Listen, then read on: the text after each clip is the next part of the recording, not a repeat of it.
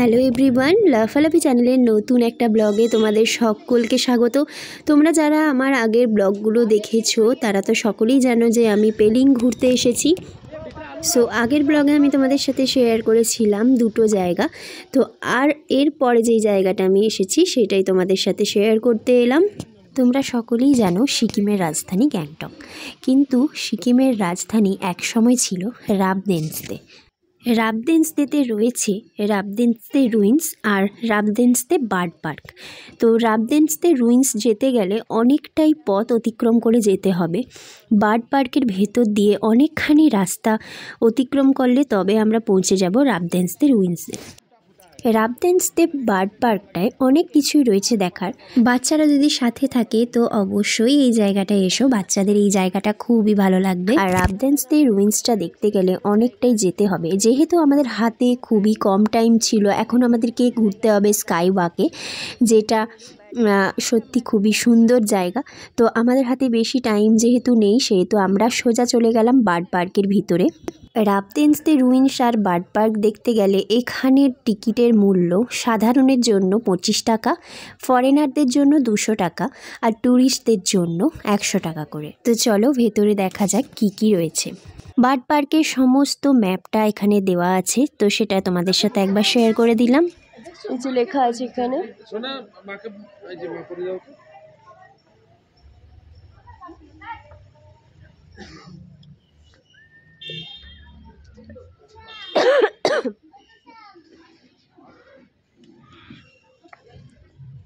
বেশি দেরি করা চলবে না, আর দেরি করে লাভ নেই, কাঞ্চনজঙ্ঘা ঢাকা হয়ে গেছে। বেকার সবেতেই কমিশন আছে, আর 100 টাকা দিয়ে মুখে বলতে বলতে বল।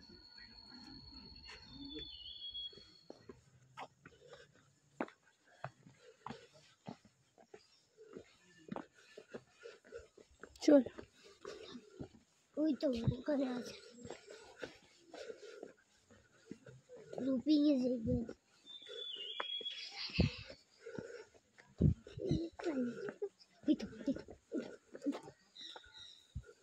এগুলো সত্যিকারের পাখি নাকি?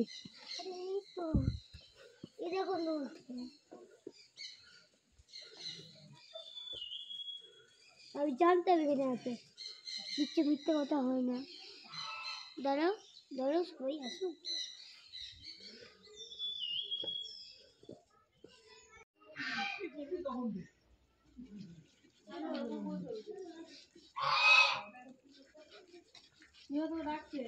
কে?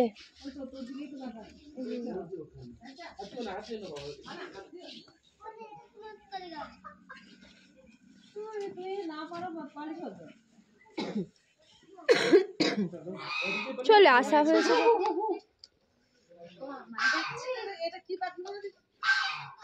সোয়ান সোয়ান সোয়ান, এই যে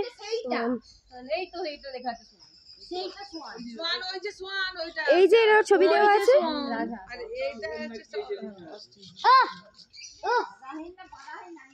কাজ চলছে এখানে অলরেডি। ওইটা মনে হচ্ছে এমু পাখি, ওই যে বড়টা।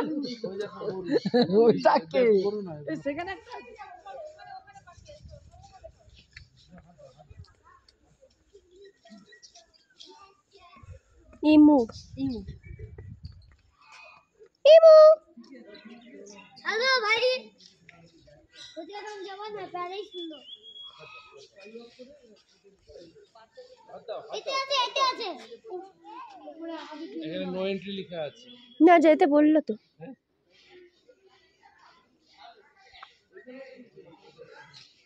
আরে না, যাও না।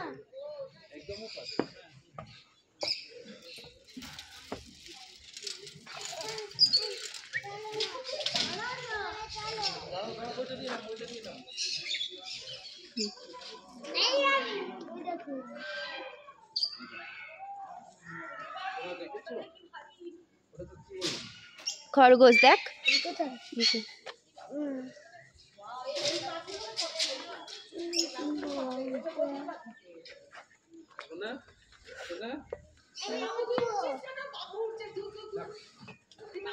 বার্ড পার্কের ভেতরে সত্যি কথা বলতে অনেক রকম পাখি রয়েছে, যে পাখিগুলো কোনোদিনও আমি নিজের চোখে দেখিনি, শুধুমাত্র ছবি বা বইয়ের পাতাতেই দেখে গেছি।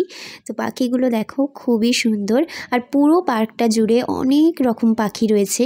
আর এই যে ওপরের এই টাওয়ারটার মতন দেখতে পাচ্ছ, এখান দিয়ে সোজা বেরিয়ে গেলে আরও অনেক রকম পাখি রয়েছে, কিন্তু সময়ের অভাবে সেটা পুরোটা কভার করা আমাদের পক্ষে সম্ভব হয়নি। বাবুই পাখির বাসা দুলছে, এটা জানতে পারলাম না। এই সাইডে রয়েছে রাবানন্দ রুইন্স, যেটা ভগ্নাবশেষটা তোমাদেরকে বলছিলাম, বাট টাইমের অভাবে আমরা যেতে পারলাম না। বার্ড পার্কের ভেতরেই একটা মিউজিয়াম রয়েছে, যেখানে সমস্ত কিছু পাখিদের সম্বন্ধে বিবরণ দেওয়া হয়েছে, পাখিদের ডিমের আকৃতি, পাখিদের নিজেদের গঠন। এই মিউজিয়ামটা অবশ্যই একবার ঘুরে দেখো, বাচ্চারা যদি সাথে থাকে তাহলে কিন্তু এই জায়গাটা ওদের খুব ভালো লাগবে, একটা জাঙ্গল বুকের মতন এক্সপিরিয়েন্স। ভেতরে কিছু আর্টিফিশিয়াল অ্যানিমাল অ্যান্ড বার্ডের সমস্ত কিছু স্ট্যাচু করা রয়েছে, যেটা বাচ্চাদের খুবই মজা লাগবে দেখতে। Tree of birds, what is bird?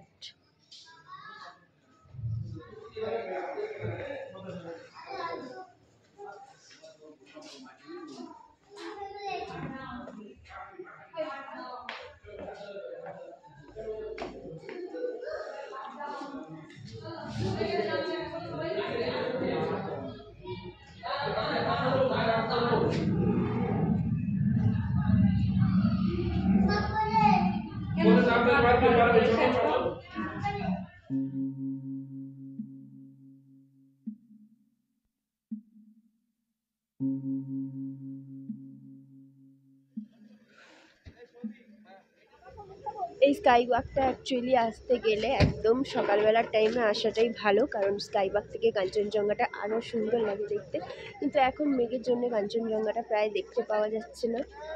আর হ্যাঁ, আপনারা চেষ্টা করবেন সকালবেলায় আসার, যদি রোদ থাকে খুব ভালো লাগবে, দারুণ ভিউ পাবেন আপনারা কাঞ্চনজঙ্ঘার। যদিও কাঞ্চনজঙ্ঘা স্কাই ওয়াক থেকে দেখে মনে হবে দূর, কিন্তু ফুল রেঞ্জটা যখন আপনারা দেখতে পাবেন আশা করি আপনাদের ভালো লাগবে। এই স্কাইওয়াকটা ভারতের প্রথম স্কাইওয়াক।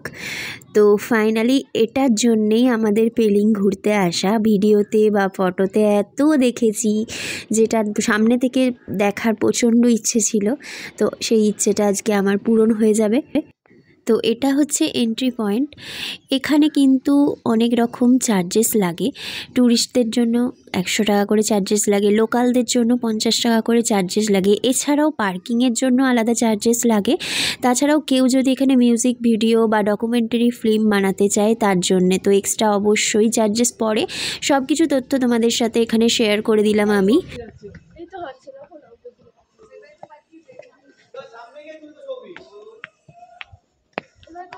ওই যে ডান দিক দিয়ে চলো, ডান দিক দিয়ে বাবু, এটা দিয়ে চলো, আচ্ছা এটা দিয়ে, সেটা দিয়ে খুশি, এটা দিয়ে চলো, আচ্ছা এটা দিয়ে বাবু।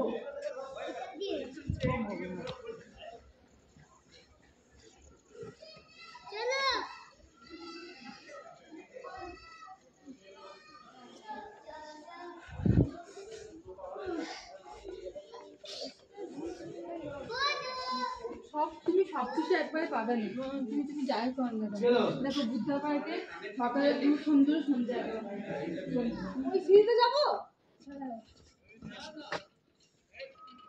ওটা তো যেতেই হবে। ওকে নামি দাও না, পারবে না, পারছে না, আমাদের জুতোগুলো এক সাইডে রেখে দাও। আমাদের তো দিতে পারো।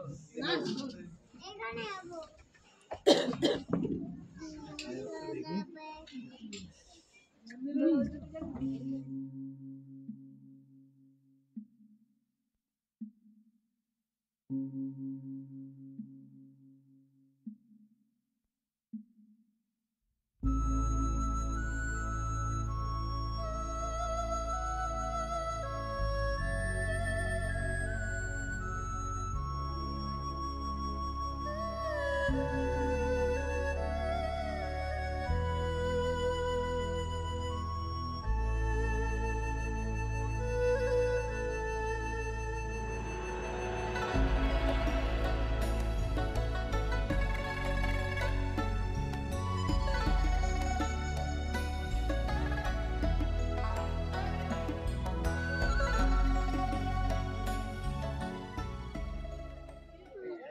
এইটা হচ্ছে যে স্পেশাল গ্লাস ব্রিজ যেটার জন্য আমাদের পেলিং ট্যুরে আসা। আর সত্যি কথা বলতে সকালবেলা এলে কাঞ্চনজঙ্ঘাটাকে খুব ভালোভাবে দেখা যেত। এখন অনেকটাই বিকেল হয়ে গেছে, এটা আমাদের ব্যাড লাক। আমাদের অ্যাকচুয়ালি শিডিউলটা খুব মানে তাড়াহুড়ো করে বানানো হয়েছে। তো তোমরা যারা আসছো তারা কিন্তু একদম সকালবেলার দিকেই চলে আসবে। নিচের দিকটা দেখলেই মাথা ঘুরে যাচ্ছে সিরিয়াসলি। আর আমার নিচের দিকে এরকম দেখতে ভয়ই লাগে, এত ভালো লাগছে জায়গাটা, এখান থেকে ছেড়ে যেতে মন করছে না একদমই। স্কাই ওয়াক থেকে চেনরেগিজের একটা স্ট্যাচু দেখা যায়, তো এটা দিয়ে অনেকটা সিঁড়ি রয়েছে, সিঁড়ি দিয়ে উঠলে ভেতরে প্রবেশ করা যায়। বৌদ্ধিক কোনো মনেস্ট্রিতেই কোনো রকম ছবি তোলা নিষিদ্ধ, আর এই মনেস্ট্রিতেও ওই জন্যে ছবি তোলা নিষিদ্ধ রয়েছে, তাই ভেতরটা তোমাদেরকে ঘুরে দেখাতে পারবো না, কিন্তু ওপরে যা যা আছে সবগুলোই তোমাদের সাথে শেয়ার করব, তো তোমরা দেখতে থাকো। সো এখানে যেতে গেলে অনেকগুলোই সিঁড়ি ভাঙতে হবে।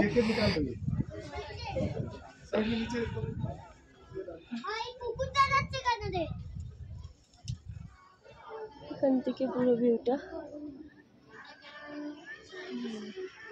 কত ঠান্ডা।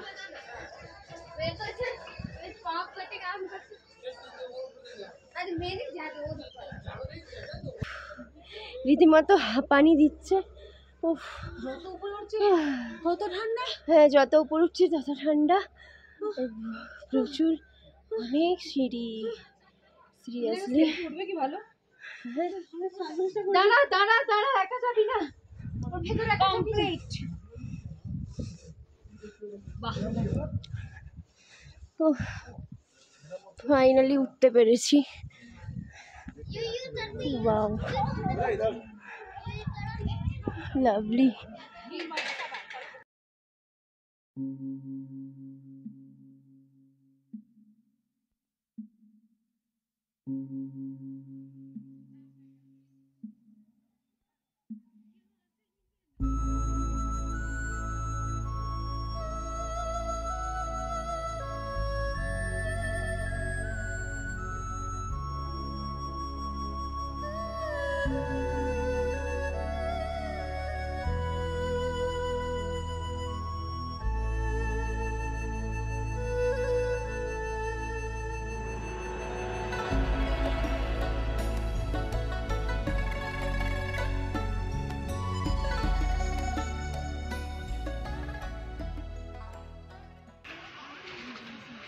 নিচে নামছি, কতগুলো সিঁড়ি আছে সেটা গোনা হয়নি, বাট নামছি আপাতত।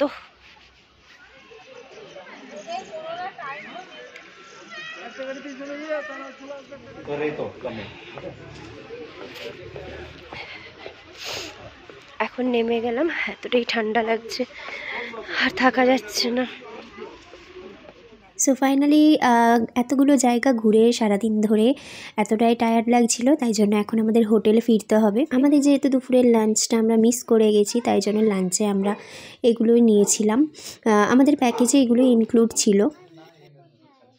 ঠিক আছে, আর এই সাইডে রয়েছে গরম গরম চিকেন। আমি মাখিয়ে দিচ্ছি,